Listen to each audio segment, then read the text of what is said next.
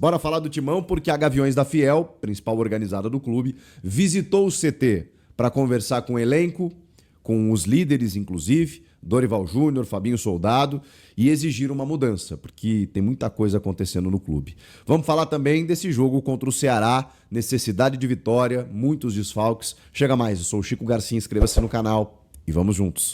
Você acessa kto.bet.br, vai lá na aba de promoções, chance extra, bota em participar, pronto. Aí você faz a sua aposta tranquilo, porque se não der certo, você pelo menos pode ganhar esse valor numa aposta grátis. kto.bet.br, link na descrição, QR Code na tela, site para maiores de 18 anos e jogue com responsabilidade. Bom, pessoal, tá tensa a coisa, né? A coisa não acontece, o trabalho do Dorival não funciona, os jogadores estão deixando a desejar, o caos político instalado no clube prejudica inclusive o desempenho dentro de campo, eu já venho falando sobre isso, e é uma visão que a Gaviões da Fiel tem também. Eu vi a entrevista do Ale, o presidente, falando a respeito do que a Gaviões foi fazer no CT Joaquim Grava, dizendo que, inclusive, vai também ao Parque São Jorge para exigir mudanças relacionadas a membros do conselho, diretoria, enfim, as pessoas mais políticas do clube associativo. No que diz respeito ao futebol, aí o papo foi no CT Joaquim Grava. O Ale falou que não teve agendamento, não teve, foi visita de surpresa mesmo. O Memphis Depay não estava no CT, isso foi revelado pelo presidente da Gaviões, mas que também eles pretendem ter uma conversa direta com ele. Alguns líderes apareceram por umas fotos ali, imagens que a gente pôde ver pelo portal Meu Timão, que sempre faz uma cobertura impecável, né? Sempre me vale da cobertura da rapaziada, parabéns para todo mundo lá.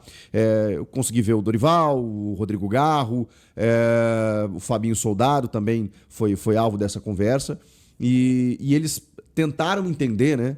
A cobrança foi no sentido do tipo assim, cara, pô, um mês de férias, não foi o tempo todo de férias, né? Mas um mês de férias, de pausa, quando a gente espera um desempenho melhor na retomada, uma atuação ridícula contra o Bragantino.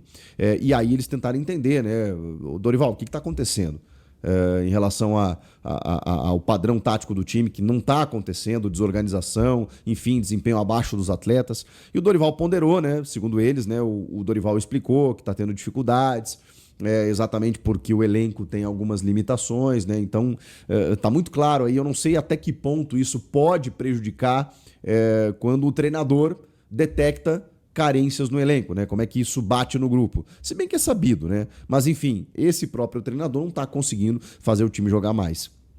Eles também entenderam que dentro das dificuldades, enquanto não contratar, o que a gente exige, né, segundo eles, é representatividade. Então, que vistam a camisa pelo menos. E que nesses 2 jogos fora de casa, contra Ceará e São Paulo no Morumbi, eles esperam vitórias. É uma cobrança que, assim... Eu não vou normalizar esse tipo de coisa, porque eu sei que funciona assim, e faz muito tempo, não é nenhuma novidade. Sei que eles precisam ser cobrados, mas eu costumo não concordar com esse tipo de coisa. Super respeito a Gaviões, como todos os torcedores do Corinthians, especialmente as organizadas, acho que eles têm um papel fundamental. Não concordo com tudo, mas acho que tem lá o seu papel. Eu não costumo gostar desse tipo de coisa, porque assim... Os caras estão lá trabalhando, né? Estão lá trabalhando num ambiente privado, em que a imprensa muitas vezes não tem acesso também. E eu não estou aqui dizendo que a imprensa deveria e o torcedor não. Acho que o torcedor tem todo o direito do mundo. Mas eu acho que existe o ambiente do estádio para que o torcedor faça o seu protesto. E a Gaviões, como todas as outras, né, costumam fazer as suas manifestações lá, inclusive apoiando o time os 90 minutos, e depois o bicho pega. E é assim que funciona no Corinthians, não sou eu que vou mudar, não é uma crítica necessariamente. Cara, eu não sei se isso ajuda, se isso colabora. Por que eu estou falando isso? Porque quando a gente vê um atleta do nível do Memphis, do Rodrigo Garro, por exemplo, que a gente sabe que é um cara assediado, vocês acham que é legal? Vocês acham que o jogador gosta disso? Mas o jogador tem que entender que ele ganha muito, que ele tem que representar e tal. Pô, tá tudo certo. Eu acho que realmente tem horas que os caras caminham em campo, que desconectam um pouco da realidade, né? E tipo assim, às vezes você precisa de uma chamada. Essa chamada, eu não concordo com a maneira como eles fazem, né? De ir lá no CT de surpresa. E eu sei que foi uma conversa pacífica, não teve nada de invasão, não teve nada de, sabe, chegar junto e tal. Mas, repito, não é legal. Eu me coloco no lugar e falo assim, pô, você está trabalhando, de repente chega um pessoal lá te cobrando, te exigindo e tal, ali no teu ambiente de treino. E às vezes isso acaba resultando, porque futebol é assim, né, numa vitória no jogo seguinte. Aí sempre tem aquela ideia, né, de que, viu, o cara foi lá cobrar, então por isso que eles resolveram correr mais. E nem sempre que isso quer dizer. O que isso influencia, na minha opinião, é que quando vem uma proposta de fora, porque aí vai somando, né? Não é só a pressão que faz a Gaviões, que, repito, acho que tem que fazer, porque o momento é péssimo. Mas eu discuto a forma só.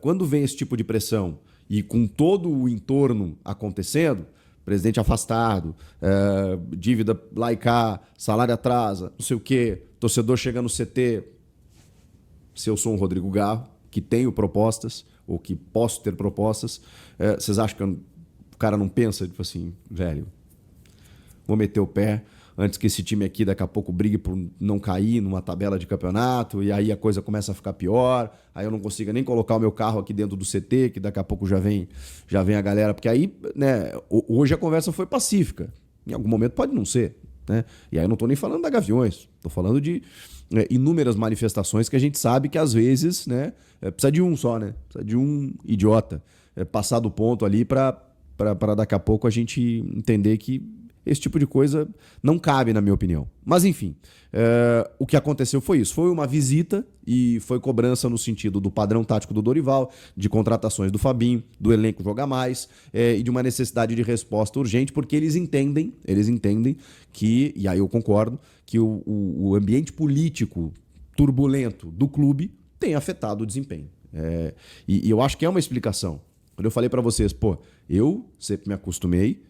Claro que isso não aconteceu a vida inteira, mas o Corinthians era o time que fazia o gol no último minuto em casa, empurrado pela torcida, com aquela, né, com aquele jeito o Corinthians. Tomar um gol da maneira como tomou no último minuto, com uma desatenção completa, mostra que os caras estão numa rotação abaixo, sabe? Estão desconectados. E o jogo em si mostrou muito do que está acontecendo no time. Mas assim, poxa, realmente, 1 mês de pausa, 2 semanas de férias, 2 semanas de trabalho. Tem desfalques? Tem. Mas precisa entender que, não dá para correr o mesmo risco do ano passado. Não dá. Corinthians, ano passado, cara, flertou assim. E a Série B é aquela coisa, né? Eu tenho um amigo meu que ele diz o seguinte, a Série B, você não é rebaixado de uma hora para outra. Até porque você precisa de um campeonato inteiro para isso. Mas, às vezes, você não é nem surpreendido naquele ano. Às vezes você recebe um convite no ano anterior ou nos anos anteriores. Você vai recebendo o save the date, sabe? Tipo assim, a Série B ela vai te chamando. E aí você vai batendo na trave, você vai batendo na trave. Isso acontece. Eu vi rebaixamentos repentinos acontecerem, o do Cruzeiro, o do Grêmio, né? Ninguém esperava que esses clubes caíssem nos anos que caíram. Agora, o Santos, por exemplo, era uma morte anunciada quando caiu. O São Paulo é um time que em algum momento me parece que vai acontecer. Não estou zicando aqui a galera do São Paulo, não estou torcendo contra, não é isso. Estou falando que o São Paulo está correndo risco, ano após ano. O Corinthians também.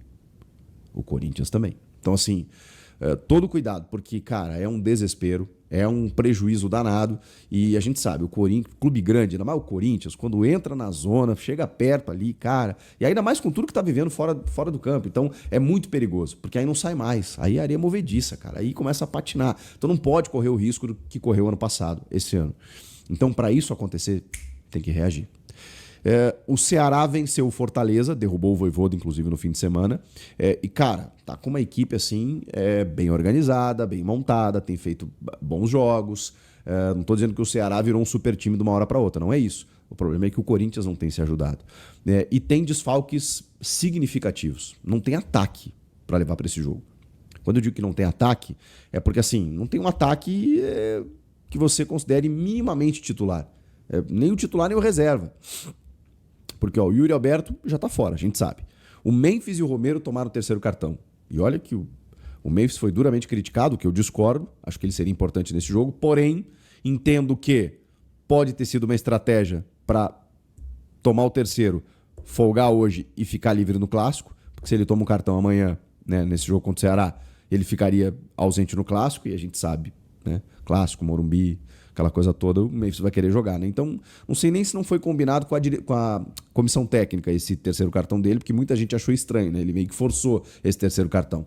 Enfim, o fato é que o Corinthians está precisando dele todos os jogos, ainda mais num jogo que você não tem o Yuri, você não tem o Romero. Enfim, não vai ter o Romero, não vai ter o Memphis. O Héctor Hernandes vira uma opção, mas ele virou o último da fila. O Thales Magno não tem jogado absolutamente nada. E o Guinegão é um menino que até entrou no segundo tempo do jogo contra o Bragantino e tal, vai receber mais uma chance. Mas, pô, titular fora de casa, fogueira, né? Fogueira. Junto do Thales Magno. Ou seja, o ataque do Corinthians deve ser Thales Magno e Guinegão.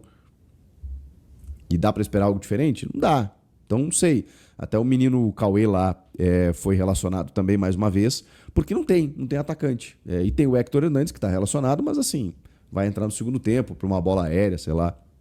É difícil, hein? Fica cada vez mais evidenciada a necessidade de contratar.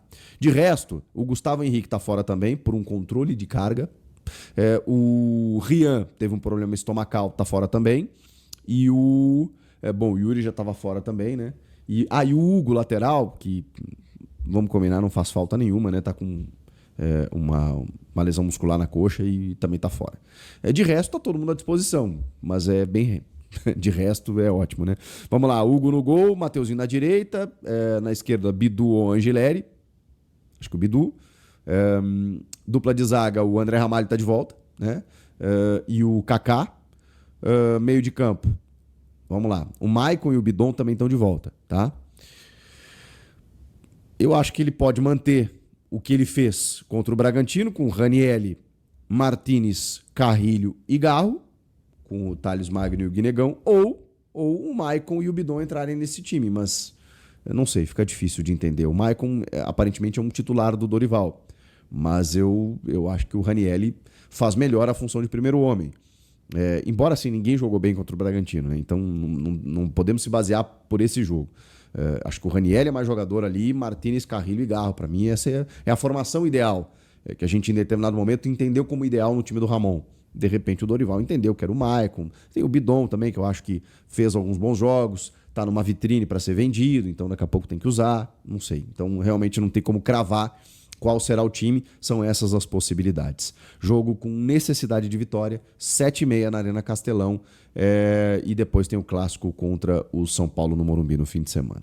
No meio de tudo isso, o Corinthians, vivenciando todos esses problemas, precisando de uma vitória. Dá para ganhar? Salve, torcedor do Corinthians, sejam bem-vindos aí ao Corinthians Fanáticos, todos os dias conteúdo exclusivo do Corinthians para vocês. Antes de mais nada, deixa seu like, se inscreve no canal, ativa o sininho das notificações, assim você não perde nenhuma notícia do Corinthians. Corinthians que tem problemas aí para escalar no jogo contra o Ceará hoje lá no Nordeste, às 7h30 da noite. Corinthians enfrenta o Ceará, vem de uma derrota contra o Red Bull Bragantino. Não tem Memphis Depay, também não tem Romero, devido à suspensão do terceiro cartão amarelo. E pode ter no ataque aí Guinegão e Thales Magno no comando de ataque. Vocês estão achando que é brincadeira? Deixa seu like, se inscreve no canal, deixa o seu palpite e o placar para esse jogo. Deus abençoe cada um de vocês. Tamo junto, forte abraço e vai Corinthians!